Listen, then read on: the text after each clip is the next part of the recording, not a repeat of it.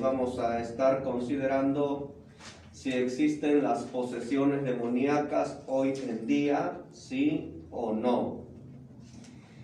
Y bueno, pues a lo que podemos responder a la luz de las Escrituras es con un rotundo no. No existen las posesiones demoníacas hoy en día. Pero obviamente pues tenemos que probar con las Escrituras, o tenemos que argumentar del por qué decimos que las posesiones demoníacas no están vigentes hoy en día. Y lo primero que vamos a argumentar es que las posesiones demoníacas ya cumplieron su propósito. ¿Se acuerdan cuál era el propósito de las posesiones demoníacas? ¿Alguien se acuerda? Era para dar a conocer el poder de Dios. ¿Okay? Era para dar a conocer el poder de Dios. Un poco más específico. Que venía de parte de Dios. ¿Quién? Nuestro Señor Jesucristo. Ok, en primera instancia, las posesiones demoníacas sirvieron para probar que Jesús era el Mesías, ¿sí? Que Jesús venía de Dios. Ese era el propósito de las posesiones demoníacas, así como cualquier otro milagro. Número 2, ¿qué más era el propósito de las posesiones demoníacas?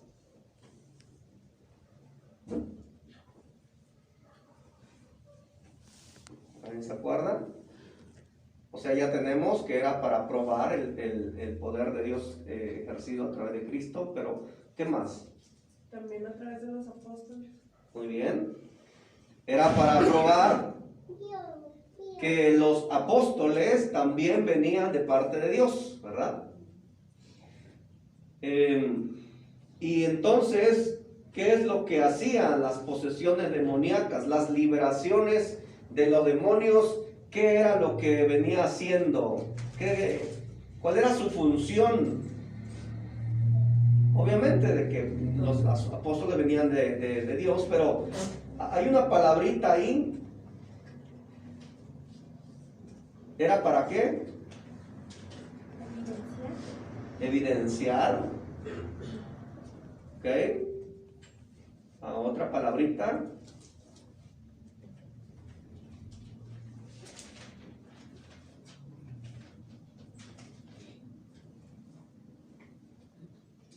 Pues era parte para confirmar, ¿no, hermano? Confirmar, la palabra de Dios. Exactamente, era para confirmar la palabra predicada, ¿sí? Acuérdense, Marcos 16, 17, y estas señales seguirán a los que creen. En mi nombre echarán fuera demonios, etcétera, etcétera. Y luego el versículo 20, que dice que ellos salieron, comenzaron a predicar, y las señales le seguían, confirmando la palabra, ¿sí? Entonces, para poder haber posesiones demoníacas, tendría entonces que estar vigente este propósito de confirmar la palabra, ¿sí? Es decir, si el propósito de las posesiones demoníacas era evidenciar el poder de Cristo, el poder de los apóstoles que venían de Dios y confirmar la palabra, si ese era el propósito, entonces para que existieran posesiones demoníacas hoy en día, tendría que existir ese propósito. Espero me vaya yo explicando. Ajá. Entonces, pero pregunta, ¿existe este propósito? Es decir, ¿Cristo todavía necesita comprobar que viene de parte de Dios, que es el Mesías? Claro que no. 2, los apóstoles necesitan esas liberaciones para poder comprobar, evidenciar que venían de Dios. Claro que no. necesita ser la palabra confirmada por este tipo de milagros? Claro que no.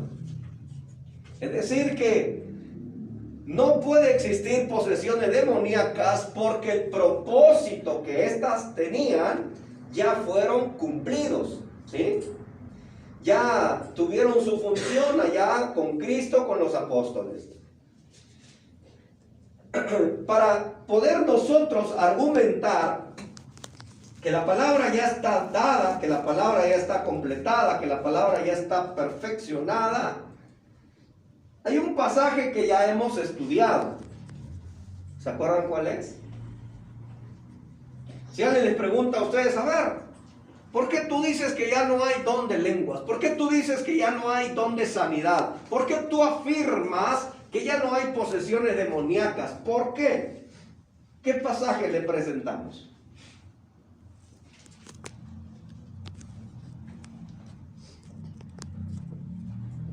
¿No? ¿Nadie? Donde dice que cuando venga lo perfecto, ¿qué hace? ¿Ok? Se termina todo eso. ¿Ok? ¿Cuál es el texto? 1 Corintios 13:10. Muy bien. Primera de Corintios 13. Vamos al texto. Vamos a ver si ya lo pueden explicar. Primera de Corintios 13:10. ¿Alguien lo puede leer, por Pues favor? cuando venga lo perfecto, entonces lo que es en parte se acabará. Muy bien. ¿Ok? ¿Cómo lo explicamos?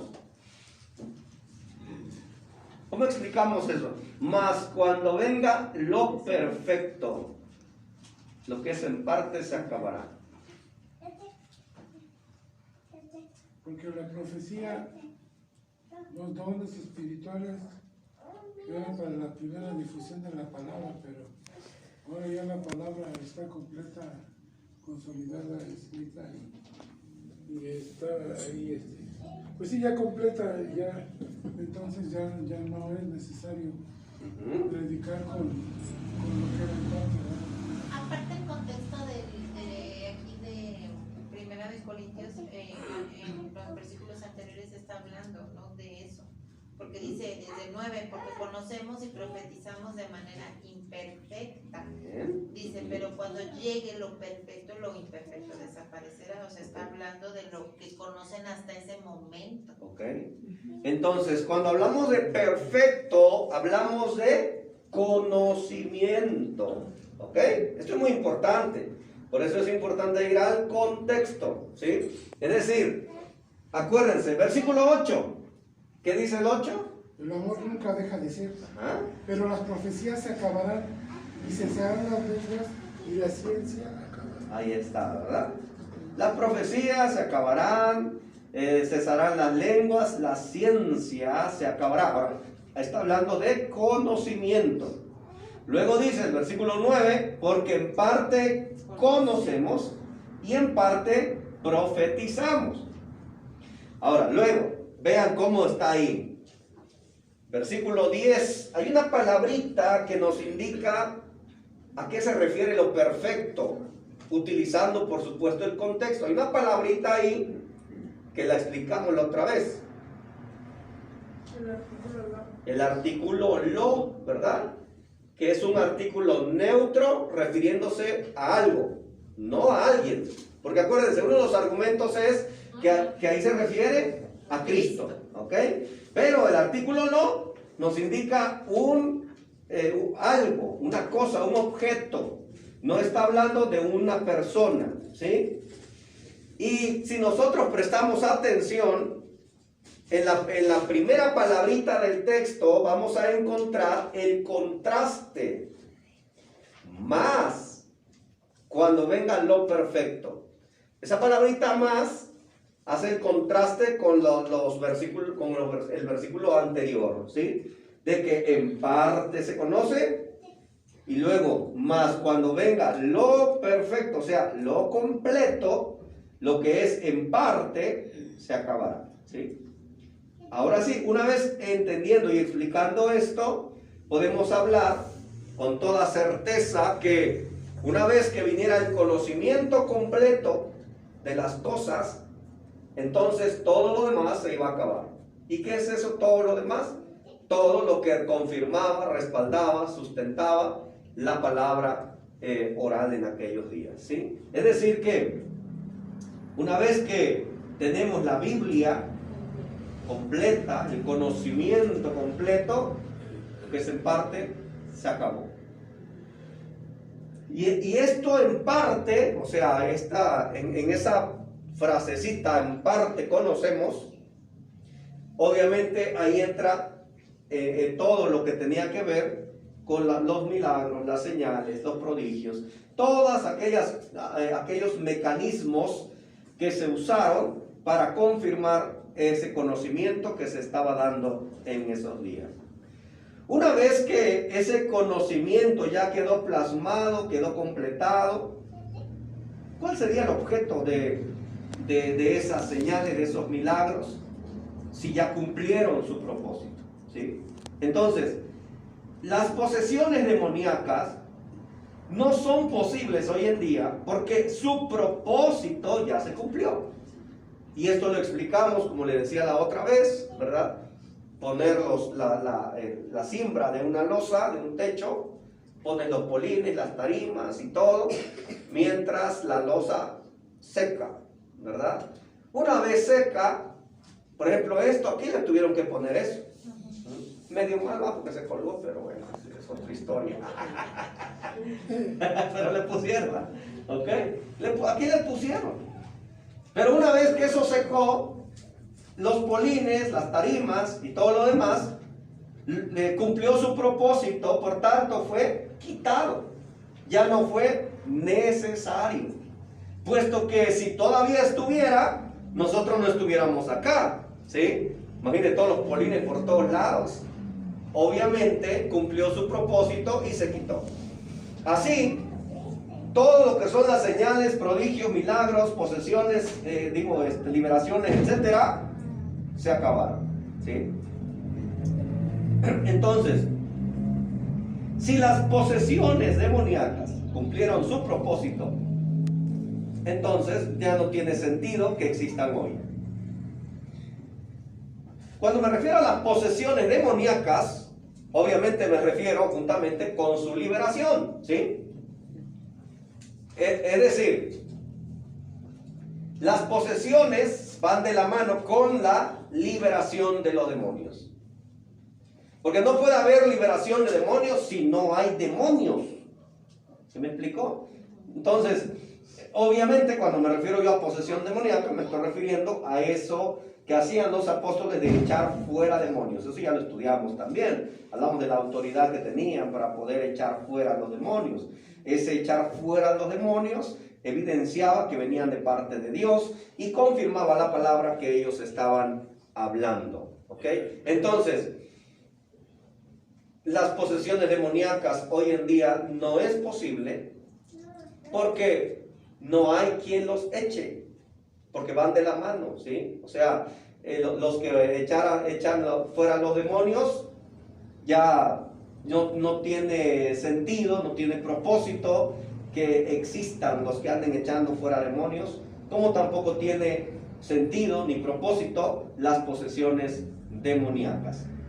Ahora, otra de las cosas, otro de los argumentos para hablar de las posesiones demoníacas, es decir, que no existen hoy en día, es porque los que los echaban fuera no existen ya. Para esto tenemos que acudir a lo que ya vimos en la clase anterior. ¿Se acuerdan de la clase anterior? ¿De qué hablamos? A ver, ¿alguien se acuerda? ¿De qué hablamos? De la imposición de manos. De la imposición de manos.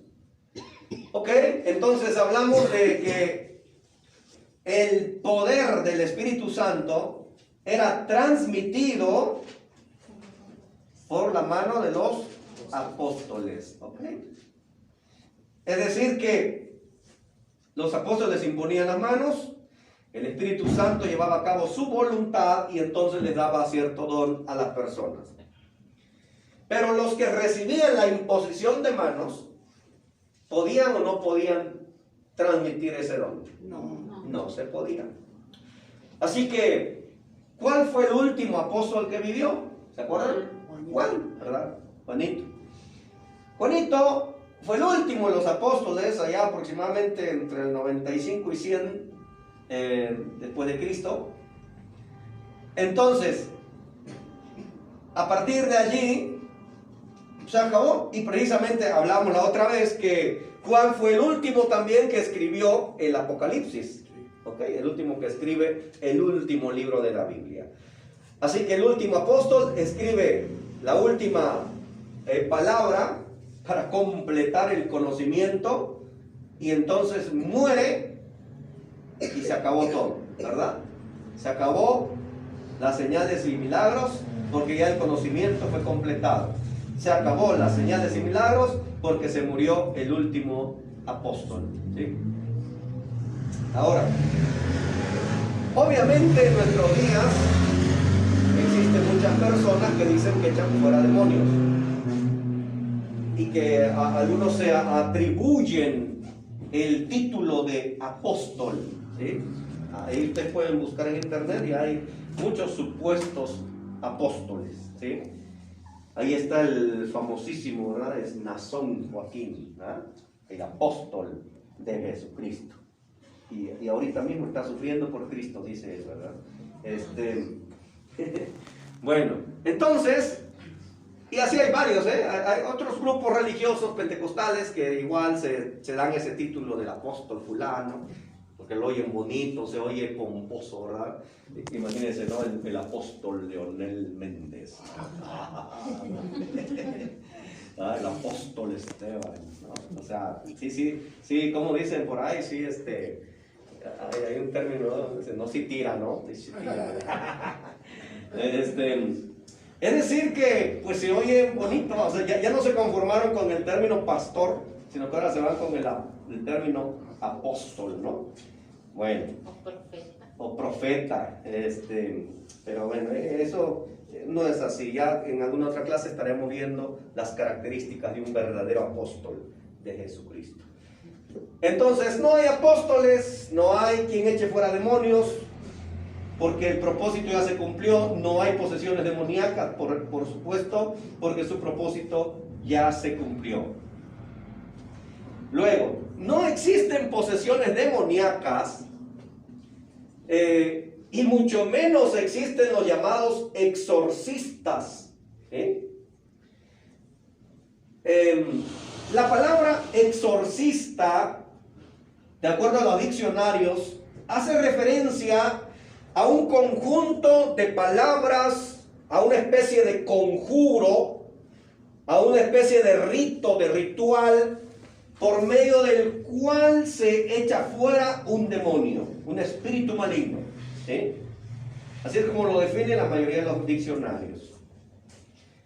Lo interesante es que en la Biblia solamente existe un texto donde se menciona el término exorcista, y es en Hechos capítulo 19.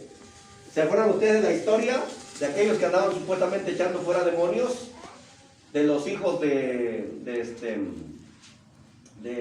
Bar Jesús, creo que es. Y estos, según que andaban echando fuera los demonios, y se acuerdan cómo el espíritu malo los zarandeó, los revolcó y los hirió. Bueno, nada más ahí se menciona la palabra exorcista. En ningún otro lado existe esta palabra. ¿Por qué? Bueno, vamos a hacer un contraste, hermanos, entre los supuestos exorcismos que han existido a través de los años, a través de la historia, y los que liberaban a personas de los demonios. No le vamos a poner exorcistas porque no es correcto el término, ¿ok? Si ustedes se fijan en el contexto que el Lucas cita la palabra exorcistas, lo está hablando en el sentido precisamente ritualista, en el sentido que no es el bíblico, ¿sí? Es decir que lo correcto es hablar de los que echaban fuera demonios, de los que liberaban a las personas de los espíritus malos. Esa es la forma. No podemos llamarle nosotros exorcista a Jesús, ni podemos llamarle exorcista a los apóstoles, porque ellos no eran exorcistas. O sea, ellos no hacían una serie de conjuros, de rituales y una serie de repeticiones de oraciones para echar fuera a los demonios. De ahí que precisamente vamos a considerar la diferencia entre los supuestos exorcismos que han existido después de la época bíblica y los que existieron en la época bíblica.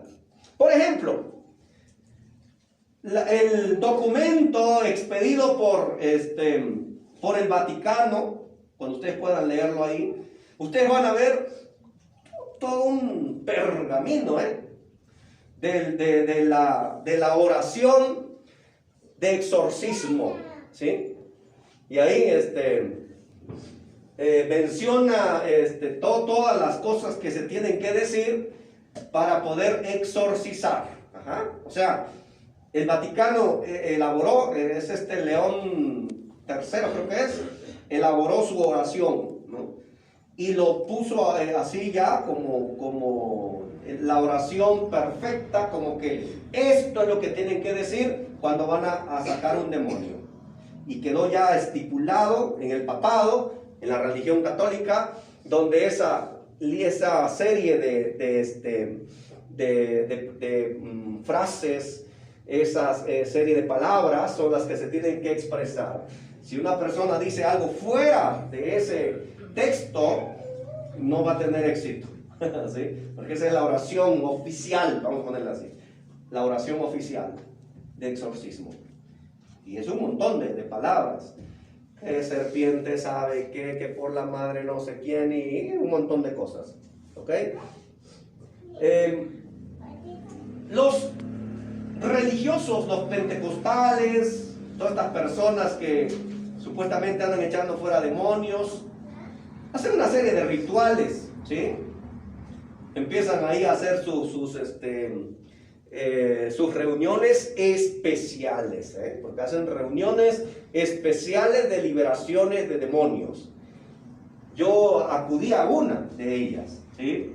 No sé si les conté eso, pero en Chiapas supuestamente había un endemoniado, yo lo creía fielmente, y luego ya se hizo un acuerdo que íbamos a hacer una reunión para echar fuera ese espíritu mal. El pastor nos dijo: los que se crean muy fuertes espiritualmente, vénganse el viernes muy de mañana en ayunas y con mucha espiritualidad, ¿no? Si se sienten débiles, si se sienten ahí como que andan tambaleando, ni se paren, porque el demonio los va a hacer trizas, decía el pastor. Y Miquea Matute y el Asif Matute se sentían fuertes espiritualmente. Así que acudimos a la liberación demoníaca. Llegó uno allá del Perú y otro, no sé, de República Dominicana, dos grandototes, venían ahí para echar fuera ese demonio. Y ahí lo pusimos a ese hombrecito, lo hincamos y alrededor todos los que pudimos ir, los fuertes espiritualmente, y empezamos a reprender al espíritu maligno, ¿no? Y luego, pues no se manifestaba, entonces empezamos a tocar con guitarra, muchos himnos, aquellos dos reprendiéndolo, los traían para acá y para allá su cabeza, mientras el pastor y un servidor tocábamos la guitarra, los demás cantaban, y así, ¿no? Todo un ritual para echar fuera ese demonio. Nunca se apareció. Nunca se apareció ese espíritu maligno, ¿no? Pero supuestamente, ¿verdad?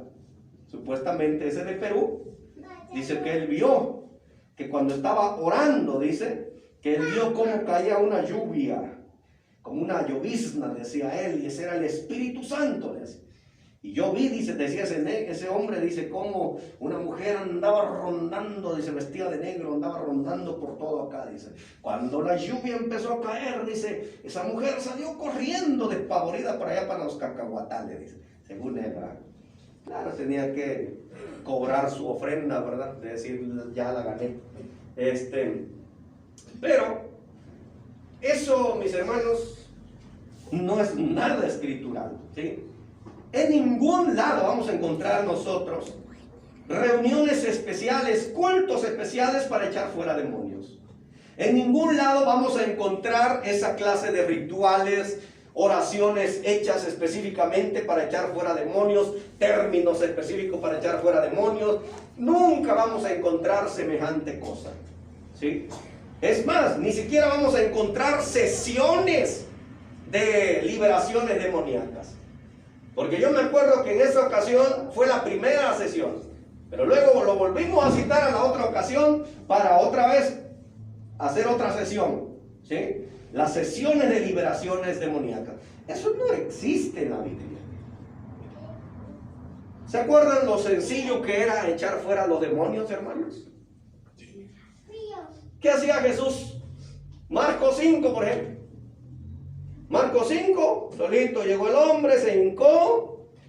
Inmediatamente Jesús le dijo: salte de acá, vamos fuera. No tuvo que hacer un ritual y no llamó a sus apóstoles. A ver, Pedro, sácate el arpa tú. Señor, yo no sé tocar. A ver, tú tomás. Este no me sirve. El predicador que no toca instrumentos no sirve, dicen los instrumentales. Tú no sabes, bueno, aquí tú toca el arpa, toca el pandero, vamos a hacer un culto de liberación. Porque según esto, los espíritus malos les cae mal la música de adoración. Les cae mal los cultos, ¿no? Esta es la ideología. Entonces, no vemos a un Jesús haciendo toda esta clase de rituales. No vemos ahí rodeando al endemoniado y haciendo toda una clase de ritos. No, mis hermanos, simple. Fuera. ¿No? Y listo, se iban. Y los bautistas que se preparan con tiempo, con 20 y tantos días de ayuno, 20 días de ayuno. Interesante, ¿verdad? Es cierto, ese hombre que llegó, según él se había preparado con 40 días de ayuno, dice. Y yo no sé cómo, iba muy chonchito, estaba chonchito. Y bien así, bien con mucha fuerza, así. Supuestamente 40 días de ayuno se preparan para poder echar fuera demonios. Nosotros nos preparamos una semana, ¿vale? Nos dieron menos tiempo, porque fue un domingo, luego dijeron al viernes, ¿vale? Vamos a reunirnos acá. Y mientras nos dijeron hay que estar orando, hay que estar purificando, si sabe que tantas cosas, pero no vemos nada aquí, no vemos una previa preparación, no vemos nosotros toda una, ¿cómo se dice? Todo un acuerdo para poder hacer una reunión de liberación. No, hermanos, simple, vámonos fuera, y se iban, ¿sí? Vemos también cómo Jesús en Marcos 5 echó fuera este demonio. Vemos también en Marcos 9 cómo echó otra vez fuera demonio, sin hacer tanto ruido como decimos, ¿no? Sencillo, fuera, vámonos. Es más, miren, vamos a Mateo capítulo 15, leamos versículos 27 y 28, hermano. Fíjense bien, veamos esta liberación demoníaca.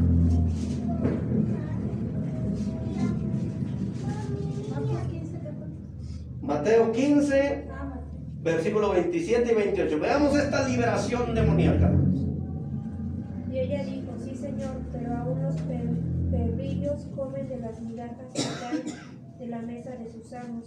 Entonces respondiendo Jesús dijo: oh mujer, grande es tu fe, hágase contigo como quieres. Y su hija fue sanada desde aquella hora. Interesante, ¿no? Ahí estamos viendo una liberación demoníaca, hermanos. Acuérdense, versículo 22, llegó esta mujer muy apesarada diciendo que su hija tenía un espíritu malo, ¿sí? Y dice que estaba siendo gravemente atormentada por un demonio. O sea, no era cualquier demonio, porque alguien puede argumentar y decir, bueno, pues que era cualquier demonillo ahí, chiquitillo, por eso no hubo necesidad de tanto show. No, era un demoniazo, ¿no? Porque ahí dice gravemente atormentada por un demonio. Vean cómo ni siquiera Jesús tuvo que ir hasta allá. Ni siquiera tuvo que pararse frente a la endemoniada y reprenderla, ¿no? Como dicen estos. No tuvo que ponerle la mano, no tuvo que hacer nada Jesús. Simplemente a la respuesta de la mujer, o más bien en respuesta a la fe de la mujer, Jesús se maravilla, dice, oh mujer, grande es tu fe, dice. Hágase contigo como ¿qué? ¿Quieres? Como tú quieres. ¿Qué quería la mujer? Que su hija sanara. Y así fue. El demonio se fue. En Marcos 7, el pasaje paralelo, nos dice que en ese preciso instante el demonio se fue. Mis hermanos, ven ahí ustedes toda una algarabía, una reunión de liberación demoníaca. ¿A poco Jesús le dijo a esta mujer, sabes qué, mujer? Vamos a juntar a varios, vamos a hacer un evento de liberación. No, hermanos, en ese rato. Y así vemos cada caso de liberación va a ser el mismo lineamiento. Ahora, alguien podría argumentar, pues claro, hermano, pues es Jesús, es el Hijo de Dios, ¿verdad? ¿Cómo no? Claro, pues Él es Dios, pues cualquiera, ¿no? Bueno, pero vamos con los apóstoles. Los apóstoles, Marcos 16, 17, Jesús dijo, y estas señales seguirán a los que creen. En mi nombre echarán fuera demonios. Ahora, ¿a qué se refiere con en mi nombre? ¿Quién se acuerda? Con mi autoridad. Ok, por la autoridad de Cristo. No de que tenían que repetir Jesús, Jesús, Jesús y pum, se iban. No, por la autoridad. Acuérdense de Lucas 10, 17, cuando ellos regresaron felices diciendo, aún los demonios se nos sujetan en tu nombre, dicen. Por la autoridad. Pero bueno, entremos a un ejemplo, ¿ok? Vamos a ese pasaje que está pendiente, ¿verdad? De la argumentación. Hechos capítulo 16. Hechos 16. Versículos 16 al 18. ¿Qué dice el texto? Una vez, cuando íbamos al lugar de oración, nos salió al encuentro una joven esclava que tenía un espíritu de adivinación. Con sus poderes ganaba mucho dinero para sus amos. Nos seguía a Pablo y a nosotros gritando, estos hombres son siervos del Dios Altísimo y les anuncian a ustedes el camino de salvación. Así continuó durante muchos días. Por fin, Pablo... Ay, perdón, se me perdió, hermano. 18. Y esto lo hacía por muchos días, más desagradando a Pablo. Este se volvió y dijo al espíritu, te mando en el nombre de Jesucristo que salgas de ella, y salió en aquella misma hora. Interesante, ¿no? Ahí está Pablo. Ya le había colmado el plato, ¿verdad? ¿Y qué hace Pablo? Sencillo, simple, así. Le mandó que se fuera, que saliera de aquella mujer en el nombre de Jesús, o sea, por la autoridad de Cristo. Porque obviamente este espíritu sabía que ellos venían del Señor, tenían la autoridad de apóstol. Y entonces dice que el demonio salió de ella. ¿En qué momento, hermanos? En aquella misma hora, dice el texto. No tuvieron que hacer otra sesión, no tuvieron que hacer todo un ritual, toda un culto de liberación, de exorcismo. No tuvo que, es más, fíjense bien, si existiera alguna especie de abracadabra, alguna especie de texto o de palabras rituales de exorcismo, Jesús las hubiera dejado, ¿sí? Pero no es necesario. Jesús solamente dijo, en mi nombre. O sea, por mi autoridad, porque yo, fíjense, porque yo les doy esa autoridad, ustedes van a poder ir y echar fuera cuanto demonios se le pongan enfrente. Porque yo lo digo, porque es mi autoridad. O sea, yo les estoy otorgando a ustedes esta facultad, esta capacidad. Ustedes en mi nombre, por mi autoridad, van a echar fuera los espíritus malos. Jesús no les dio una especie de oración oficial para poder echar fuera a los demonios. Ellos no tenían que andar leyendo y repitiendo o aprendiéndose de memoria una serie de frases para echar fuera ese demonio. No sé, que dijera como parte de este documento que les mencionaba, serpiente antigua, serpiente, Satanás, abandona este cuerpo por el nombre del Dios Padre, del Dios Espíritu, del Dios Jesucristo, y por el nombre de nuestra Madre Virgen María. No existe nada de eso.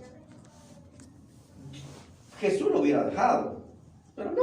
Jesús dijo, por mi autoridad ustedes lo van a echar fuera. Y eso es lo que pasó, hermanos.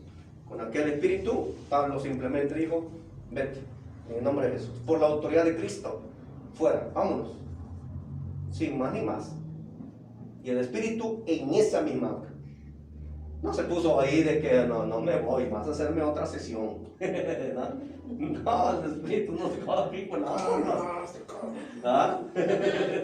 Patita, ¿para qué te quiero? ¿No? El demonio salió corriendo. ¿Ok? Vean la diferencia, hermanos. La diferencia de los supuestos exorcismos hoy en día, o más bien de los exorcismos de hoy en día, y las liberaciones demoníacas según las Escrituras. Vamos a ir a ese texto, hermanos. Hermano,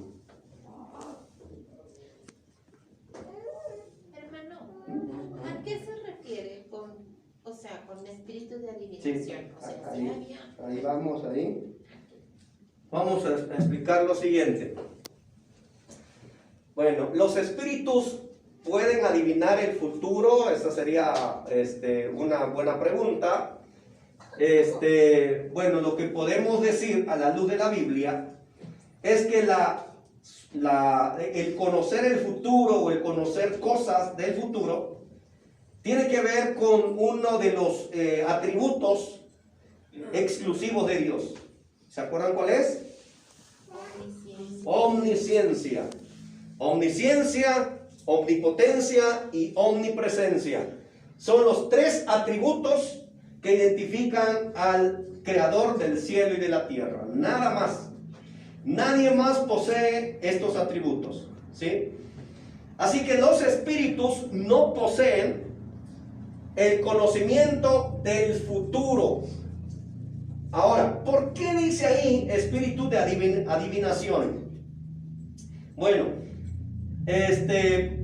lo que podemos nosotros encontrar en el contexto histórico de este pasaje, el uso en el que se usaba el término adivinación, podemos encontrar nosotros la explicación, ¿ok?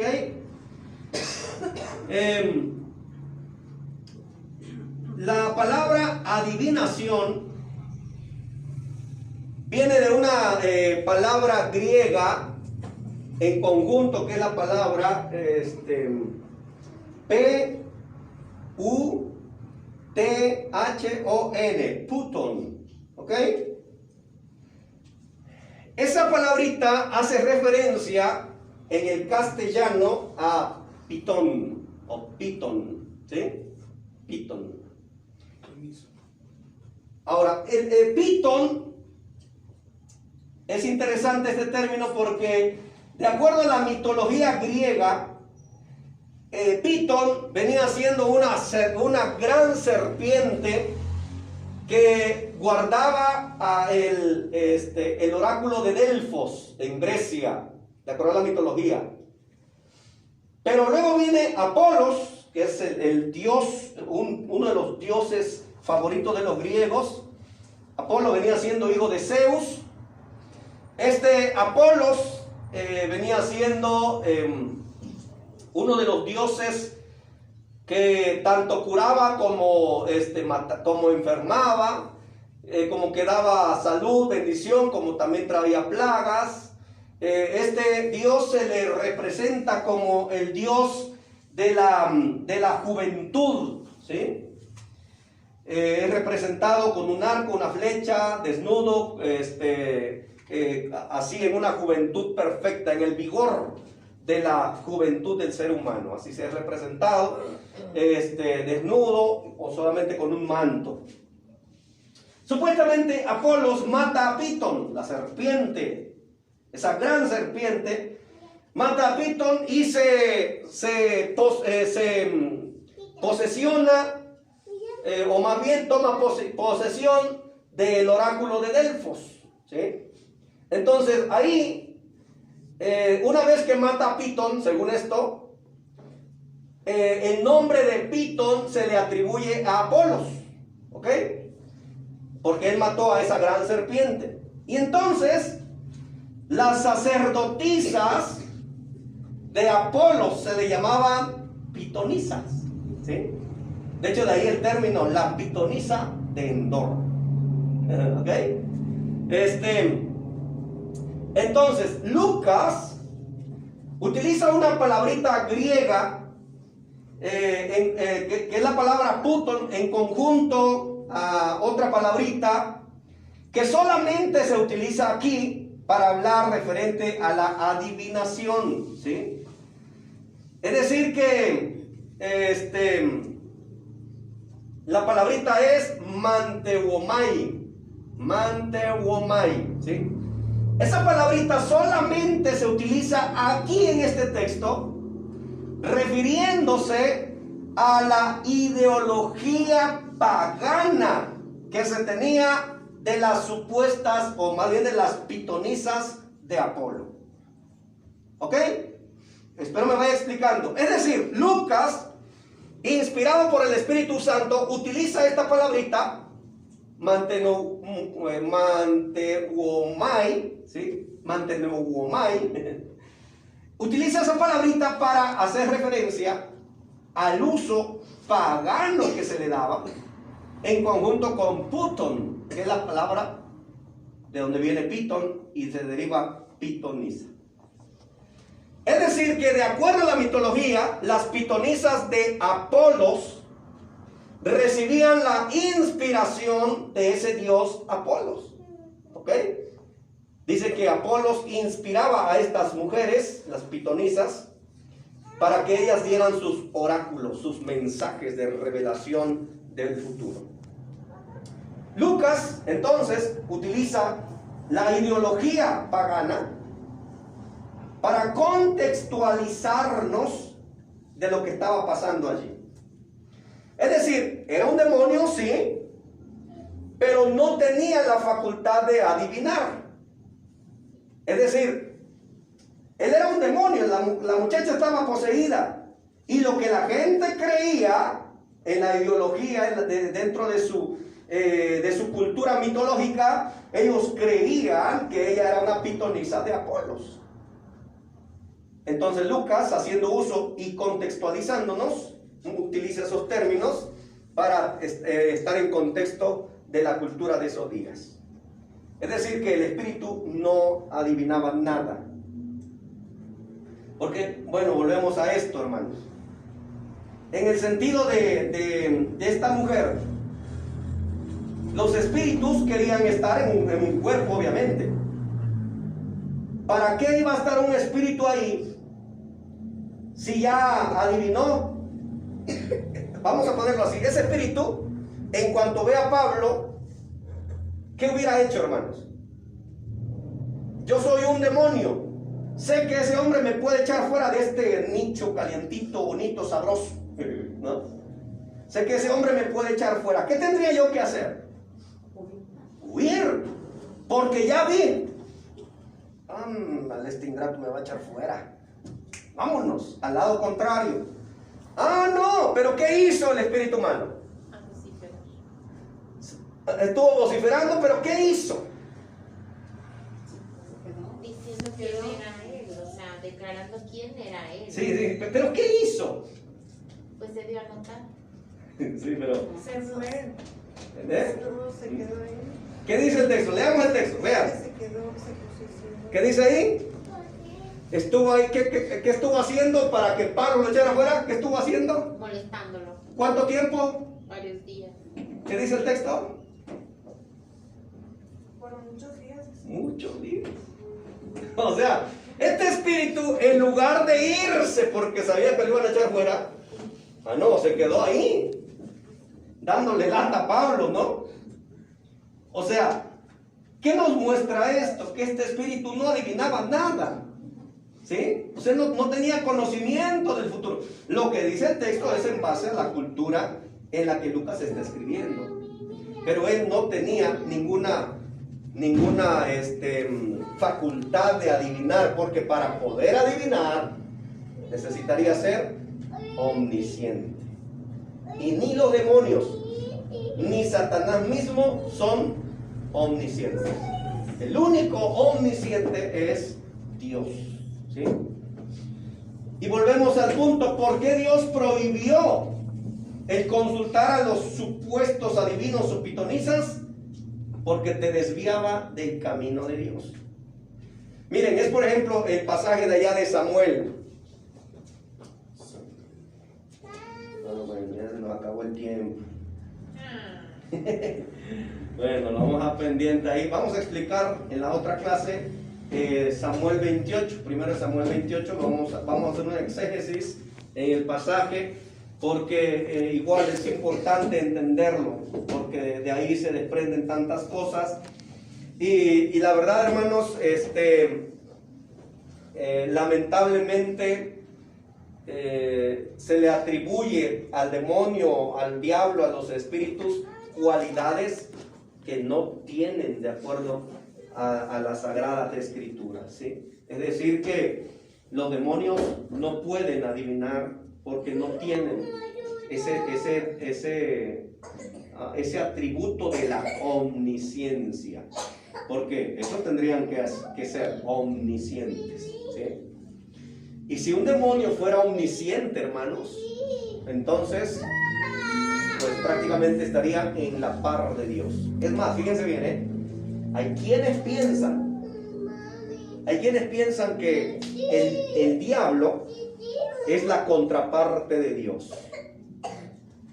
Y eso es un gran error, hermano. El diablo no es la contraparte de Dios. El diablo está por debajo de Dios. Muchos lo ponen así, ¿verdad? Este es Dios, este es el diablo. El bien, el mal, ¿no? La bondad, la maldad. La pureza, el pecado, y así, ¿no? Y lo ponen así. No, hermano, ese es un gran error. El diablo no está en esa posición. El diablo está por debajo de Dios.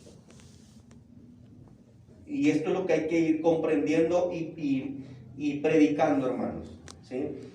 O sea, se le ha atribuido al diablo y a los espíritus una cualidad, una característica, una posición que no tienen. Son simples seres, son simples criaturas que no están al nivel de nuestro Dios, que no pueden estar en una contraparte con Dios. Si bien es cierto, están en contra de Dios, pero eso no lo hace que esté a la par de Dios, en una contraparte, ¿sí?